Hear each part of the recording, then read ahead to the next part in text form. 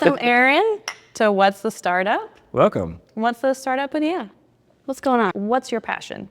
So, Aaron Goodman, I own a marketing agency called Omada Marketing, which is Greek for one team, extraordinary results. I was wondering where that name came from. Yeah, and I'm just truly passionate about coming alongside a business owner, especially owners that are overwhelmed, they're tired, they're not sure where to start when it comes to business, or they're really good at doing their craft, but maybe they don't know how to navigate, marketing and AI and conversions and sales and all that kind of stuff. And so I kind of relate it back to what got me into entrepreneurship was when I was 20, I started airbrushing t-shirts. And so I would go to these different festivals and soccer tournaments, and I would set up a booth and airbrush shirts. And I just absolutely loved it when I'd paint that little girl's shirt and I'd give it to her, and I'd see her eyes just light up. So cool. So you're an artist? Yeah. I didn't know that. Yeah. Do you still paint and create? I don't, but I'm about to. I still have my setup and all that. I'm about to get going on it again. So cool. Because I want to do videos where I paint and then overlay my voice talking about marketing and that kind of stuff. But that reaction that kid had is the same reaction I love giving a business owner a fresh looking website that's bringing more traffic in, and like creating systems for them that allow them to be bigger than they actually are, and like just things working in the background that they don't have to mess with that they used to, and it would stress them out. Being able to see the life back in the eyes of a business owner after working with them for a short bit. Yeah, it expands their capacity for clients too, so they can go back to doing what they love and not have to figure out all the nitty-gritty marketing details that we love. Yeah, that's right. Yeah. So tell us about how AI is reshaping the digital marketing landscape. Yeah, AI can be scary. Yeah. Right? It can be challenging, and I think it's one of those things that if a business owner doesn't try to leverage it or learn it, there's a very strong chance of being left behind. Yeah. And I think the opportunity is to allow AI, like at least learn the basics of AI and learn how it could be your best friend. It can be your travel agent. It can help you cook meals when you're super busy and you don't know what recipe to use. I've even used AI to help somebody go on vacation as a travel agent. And I told it they like to hike, they like to eat food, they like historic related things. And it built this beautiful, 10-point checklist of like where to go and that kind of stuff. Feels so fun. Yeah, and you've got a couple examples of those too, right? Yeah, especially with kids. So like I would say, I'm going to Kansas City. We got to stop every 2 hours. Because we got kids. Yeah. So where can we stop that's family friendly, right next to the highway? I use it for baking. I'll say, I want a gooey pumpkin bread, and it'll spit it out, and I'll just say, oh, I don't have brown sugar. It'll reconfigure that really quick. Yeah. Yeah. I see a lot of people, even myself sometimes, getting stressed or like, man, I've got writer's block. I don't know what to say. Like literally use ChatGPT as your assistant for everything. Yeah. And maybe you don't use every single thing it says, but maybe it spurs an idea in your head that you can tweak and modify, or maybe it gives you some really good content or that you could use. just say, hey, I've got writer's block. Help me get out of it. And it'll come up with the prompt. After a while, it'll get to know you. Yeah. So it'll know what makes you click. Yeah, I mean, you can train it to understand who you are, what your tonality is, what your brand, mission, vision is of you personally, or even just your business. Mm-hmm. But you can tell it, I want you to talk to me in a sassy, excited way. And like it's creating fun in your personal life, but also business. Yeah. That you can, I think there's so much opportunity to leverage these tools and do so much more with less. Mm-hmm. Help you hack yourself, kind of. Yeah, because in business world and I guess in operations, like you have to, especially as a individual business owner, you're doing so much. Mm-hmm. You've got to do invoicing, you've got to do support, you've got to do prospecting, you've got to do all the order fulfillment, and have a life as well. Yeah. And so I don't know, it just feels like a breath of fresh air of like, this is gonna work. Yeah. And AI is the backbone of that. Literally, when something that used to take you like 4 hours now takes you 20 minutes, wow, it's life-changing. Yeah. Life-changing. So how can small business owners start to use AI especially when it comes to their digital marketing, lead generation, getting new customers, and making them feel seen and loved and appreciated? Yeah, that's a really good question. I think there's free and paid options in there. Yeah.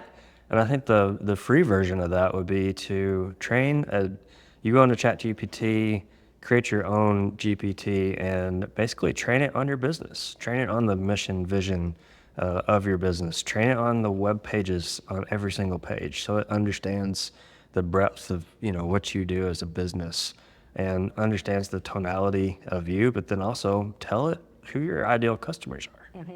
And so now, basically, you go into that same thread in ChatGPT, and it remembers all that. It has instant recollection on everything you trained it with.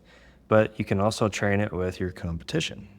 You can train it to understand who your top 3 competitors are, and now you can really use it to leverage, like, hey, how do I outrank this company on SEO, or maybe how do I do something a little bit different, just to kind of get ideas and that kind of stuff. I think there's a really good opportunity to really create a nice tailored customer journey that wows the customer from the start and has touch points throughout the buying journey or that customer journey using digital marketing, automation, and AI. There's so much in there that I want to unpack, so I'll start at the beginning. What does it look like to train a GPT on all these different parts of your business? Like, practically, how do you know you're training it? You can actually ask ChatGPT, like, hey, I want to set you up so you can help me as a virtual assistant, a receptionist, a SEO expert. You tell ChatGPT what you want assistance in. So it's got to understand the context, and the more specific you are with ChatGPT, the better answer it's going to give. I don't think I ever jump into a GPT channel without telling it to ask me questions. Yeah. Especially when I'm creating like a marketing plan or a campaign for something. Ask me all the questions you need to until you feel like you can set yourself up for success. Then it will just like dump all these questions out. And I'm like, no. Ask me one by one. It really takes it to the next level.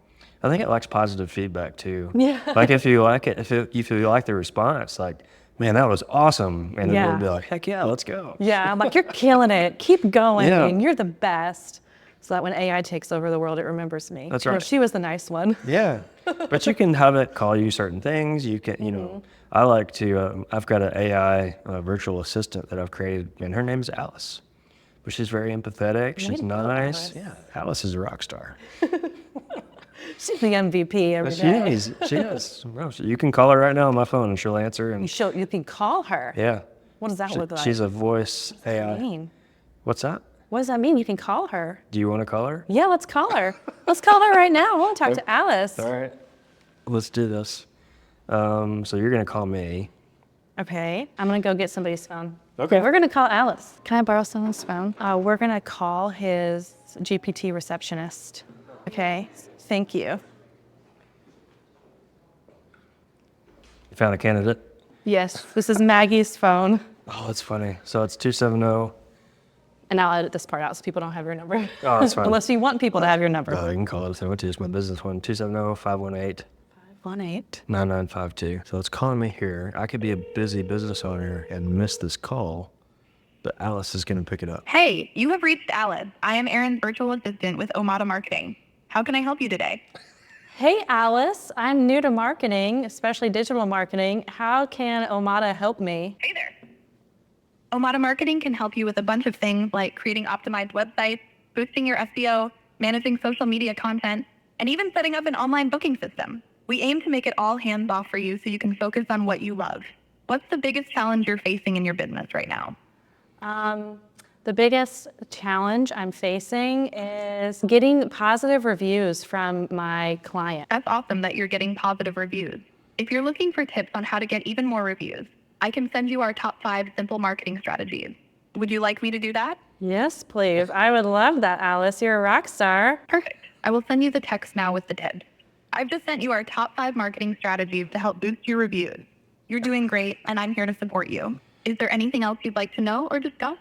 Can you just tell Aaron that he's awesome? I'll be sure to pass on the message that you think Aaron is awesome. Anything else I can help you with today? That's it. Thanks, Alice. You're welcome. Thanks for reaching out and have a fantastic day. You too. What? Isn't that cool? That's awesome. Yeah. So there's so much you can do with that. Wow. So I'm thinking just there's so much opportunity for people to love on their clients or nurture their leads.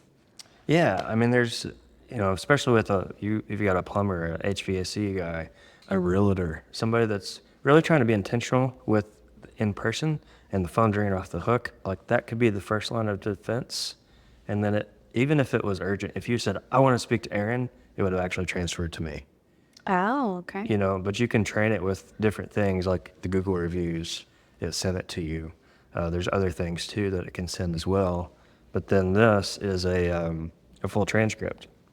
Oh, it texted that to you. Yeah, so it basically gives you a full transcript. And so now, if it would have, sent you a booking link, if you had asked to book a call, it would have sent you my booking calendar. And so then I'm really aware of everything that you want to talk about. And so now I'm more informed before our meeting. Wow. Yeah, you can plug that transcript into ChatGPT and say, what's the best way to talk to this customer? Yeah. Or what are their top 3 needs that you think I need to really address during this discovery call? Yeah. Wow. Yeah. Okay, tell me more. That's one aspect of it. And I've talked to some businesses that were semi-skeptical about it. And we've talked about it being maybe at least starting out with it being an answering service after hours. And so now you've got support literally 24/7. It's trained on everything within your business, the context of your website, your hours, expertise, services, all that kind of stuff. But then the more people I've talked to about it, they actually said, hey, let that be the first line of defense for somebody. And then it can transfer to the doctor or, the owner or whatever that might be. What are more examples of ways? I feel like this can help us be more intentional in customer service and creating a customer journey, like you said, with all these intentional touch points. This is one of the first ones that they'll encounter. What are some follow-up touch points that can really make their customer journey feel more human, more personable? One that I really like is a voicemail drop. Have you heard of that? Tell me more. No. So a voicemail drop is where I basically upload a recording of me saying, hey, thank you. This is Aaron with Omada Marketing. I just wanted to say thank you for being my customer this year. It's been truly a pleasure to serve and work alongside you and see your business grow. Have a great holiday season with your family. And so you record that, and then you can drop it to a customer one at a time or even a bunch at a time.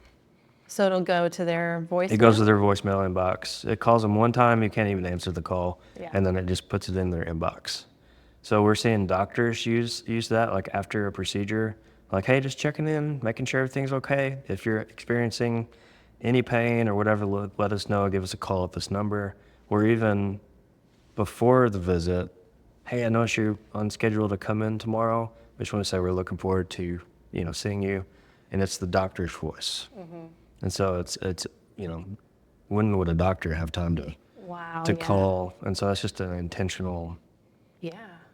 But you can kind of map out like what are the touch points that a business would have with their customer, and like how can we touch them in a digital way with empathetic potential AI aspects that would create a nice journey. Yeah, if you're doing this all yourself, you're stretching yourself thin, you're probably dropping balls. And so you probably are not being as intentional as you would hope you would be. And so this is a way to make sure that no customer gets left behind, and you're creating more time and space to have somewhat of a work-life balance. Yeah, absolutely. Because if Alice takes your calls after hours, you don't have to do that. You can be spending time with your kids. Yeah, absolutely. And it's not perfect, but she sounded pretty good. She sounded pretty good. And you can even say, like, I'm an AI virtual assistant if you want to be more upfront with that. And I think people nowadays kind of know that they're going to get. Yeah, I'm seeing a lot of benefit to an employer I'm seeing a lot of benefit to a business by employing a AI chatbot on their website, because it's trained basically the same way you train Alice. Yeah.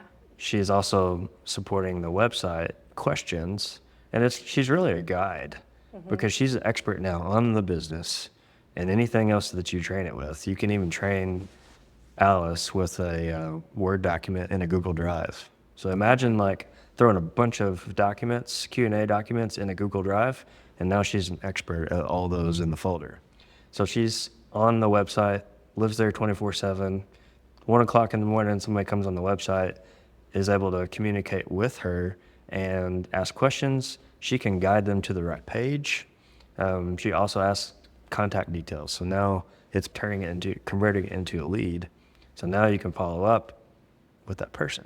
That it removes gaps of waiting. Yeah. So instead of like sending in a booking request and then waiting to get an email back and then waiting the next day after you respond, like it takes that customer journey and it makes it super short, which sounds really efficient. Well, we're in a microwave mentality, right? We want stuff instantly. We get frustrated when they don't. And so if you can deliver the answer quicker, and one of the other pieces that's really cool is Alice can also book appointments.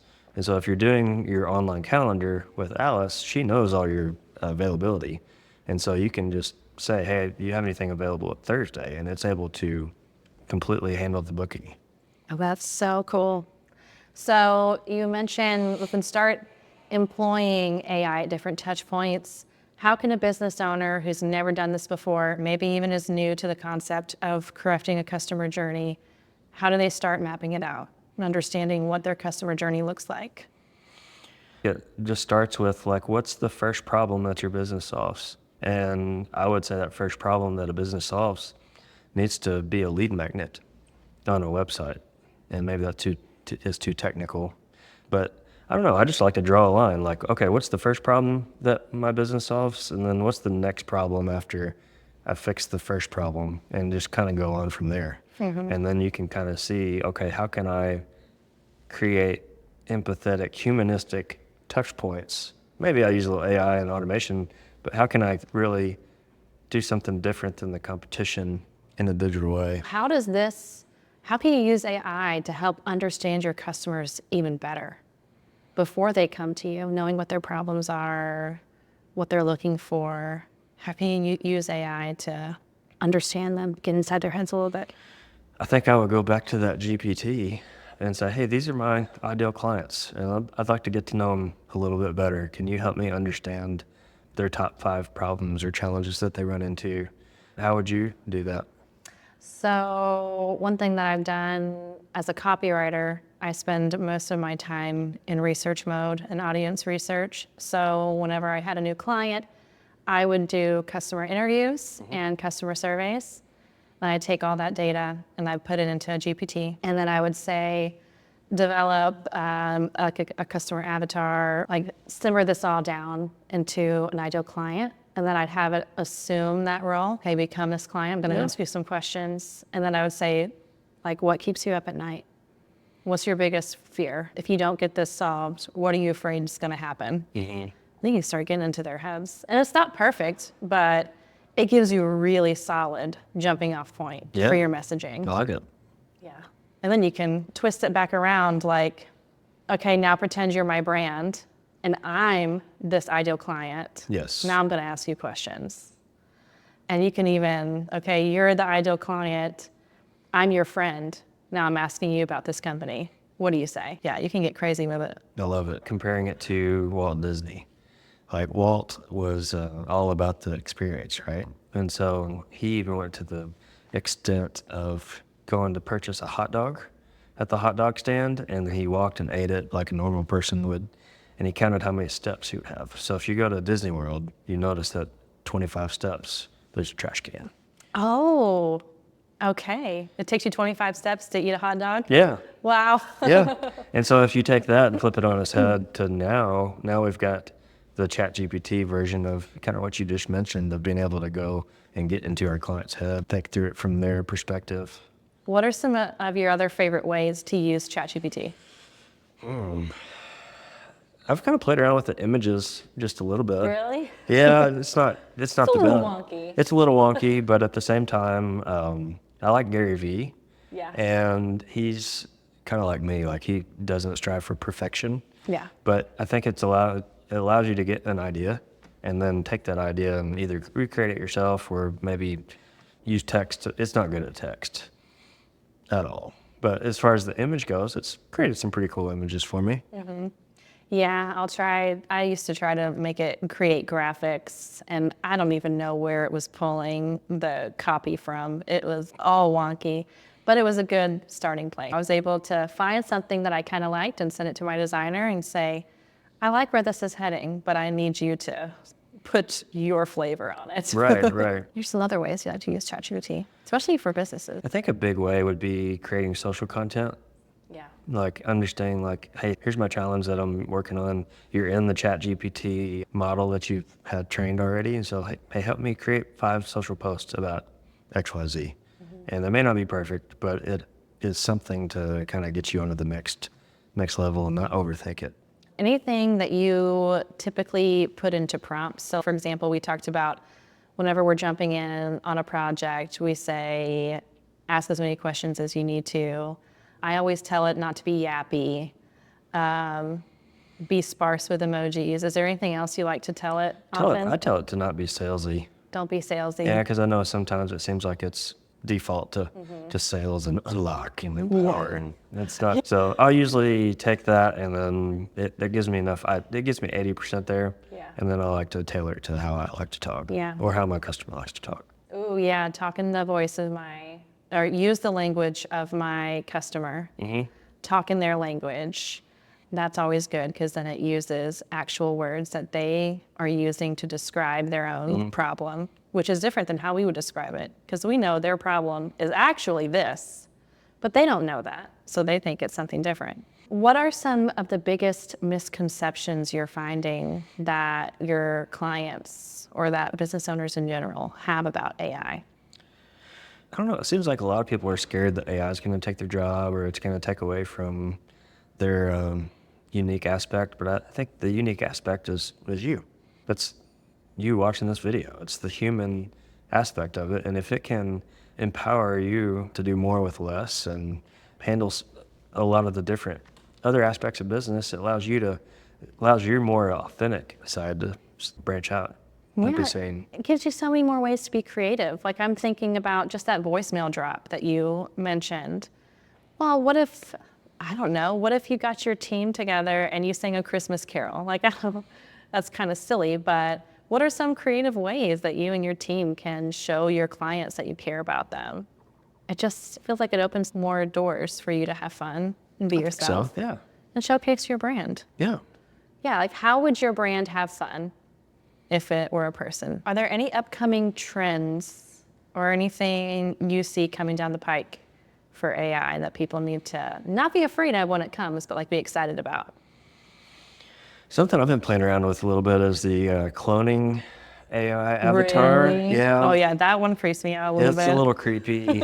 I don't know that I necessarily like it all that much, but I don't know, it's pretty close.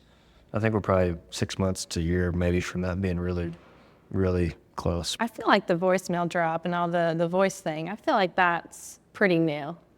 I think that's pretty new, and then also voice calling is shortly around the corner as well, which I think is going to be crazy. I think the amount of spam that's about to go down with it will be unfortunate, but I think that could be pretty cool as well if used in the right way. Yeah. So this is your way to put yourself above the competition. Don't be spammy, be unique, be yourself, because maybe that's going to be an identifier. Like you know that you're interacting with a brand that you trust because you've interacted with it before and you know it feels and talks this way and feels familiar to you. Yeah, I think if you can figure out how to leverage AI and automation and software to be more authentic and empathetic and intentional. How can we be more intentional? And I think it could free you up to actually have time to think about, hey, how can I be super intentional about my customer journey? Yeah, this is kind of random, but we went to tour a co-working space in Lexington. They had a full room that was just for thinking. Like you're not allowed to take any electronics into this room. It's got that craft paper you can pull down from the wall. It's got dry erase boards. It's got books. You could turn the lights off. It's just a place to go think. So maybe that's what AI can do. While it's supporting you in all these smaller tasks, you're now freed up to think about more big picture strategy or just go find ways to be a human. Yeah. I mean, back to the voice, like I see a big opportunity to kind of create a AI sales team, support team, receptionists. And so you can create an AI employee basically that's tailored and, knowledgeable about its channel, and it passes off to different ones based on what the customer's calling about. So. Tell us more about what it's like to work with you. We need all these things for our business. How do we get it? Yeah, I just love to sit down and do life with my customers. It's not when I work with a client, it's not a set it and forget it. Like I get in the trench with you and with the business and really understand the problems, because you may understand the, 2 or 3 problems that you have now, but like by working together, I can probably identify other ones that I can help solve as well through, various means. But I try to make it as hands off for my clients as possible. So they can do more of what they love. Yeah, so they can focus on their patients, their business, or actually having family time. Mm-hmm. And I like that concept of that you mentioned in the beginning, like AI helps them look bigger than they actually are. But I think I was thinking about that, and I think what it like kind of dwindles down to is you're giving your customer confidence in your brand that they're going to get taken care of, because you're proving along the customer journey that you are taking care of them. I think it's a big opportunity for businesses to be more profitable as well. That too. That's nice. Because back in the day, you'd have to hire multiple teams to be able to handle this. You would have learning curves. And so, not that AI fixes everything, but it's there to empower and assist, and it can be trained very, very quickly, and it retains it all. I'll say one big challenge that I've seen with a lot of businesses is they're not necessarily leveraging the full capability of their Google business page. Okay. And so there's some easy ways to optimize a Google business page that don't necessarily involve AI, but you can use AI to make sure the description on your Google business page is SEO optimized for ranking in your local area. Utilizing the updates area in a Google business page is important. Reviews are huge. And so using some digital marketing touchpoints with text message reminders like, hey, hope you had a great visit today. We'd love to have a review. But then if you get the review, that's awesome, but actually replying to the review is even better. Yeah. And that tells Google that, hey, this business owner is relevant, they're keeping up, they're active, and that's where AI comes into play. Alice, our AI chatbot, can actually reply to reviews in the tone of the business owner. Mm-hmm. So that way the business owner is not having to reply to every single review and that kind of stuff. But then we'll also take that review and we'll post it to social once a week. And so you're showing the social proof of customers, having a great experience. So we talked about a lot. The heart of this conversation, though, is be more human. Find ways to utilize AI to allow your brand to build relationships with your people. But what are some, maybe 3 steps that people need to take following today to get started using AI for their business? I think the first thing would be to kind of map out, piece of paper, marker, whatever, just the customer journey. What's that look like if I'm to come in as a customer into your business? And so that way you can understand what those touch points are. Mm-hmm. But then I would create a free account on ChatGPT and just play around with it. There's plenty of YouTube videos out there on how to, train and talk to ChatGPT, but we've covered a lot of those today. Yeah. And then the third piece is I would, try to take the learnings from that and figure out, is there ways that I can use digital software, websites, whatever, even if they're manual, how can I deliver those empathetic, humanistic touch points to a client to make their experience great? And I will add, after ChatGPT nails something, tell it to create a prompt for like encapsulating that. So if it nails your brand voice, that's good. Say, write a prompt that I can use to remind you next time of how to talk exactly this way. And then I copy and paste, and I kind of use that every single time. Yeah, that's good. Yeah. And then I say, okay, remember this prompt when I say, write in the brand voice of Sprocket. And then it kind of memorizes that too. Yeah. A little plug, a little thing that I'll leave for people. I think maybe the third or fourth thing, whatever number we're on, is just to use it. Yeah. Like anytime you're coming to a roadblock, whether it's whatever, if it's a challenge with profitability or how to do accounting or how to write content, like go to ChatGPT and just start using it, Yeah. you know? Sadly, I don't Google things anymore. Yeah. I only chat. I chat it. Yeah. So instead of getting stressed out and overwhelmed, just use ChatGPT or reach out to one of us. But Yeah. yeah, just start using it. So how can people get in touch with you? So you are on our mentor deck. So if anyone in the Sprocket community wants to meet with you, they can do so by going to sprocketpaducah.com/mentors. Yep. You can find Aaron. You can book a session with him on the house from Sprocket. Yep. And then for those who are ready to work with you, where can they find you? I'm on Facebook under Omada Marketing, OMADA, and also omadamarketing.ai is my website. Nice. Well, thank you so much, Aaron, for spending some time with us today. Hey, thank you so much as well.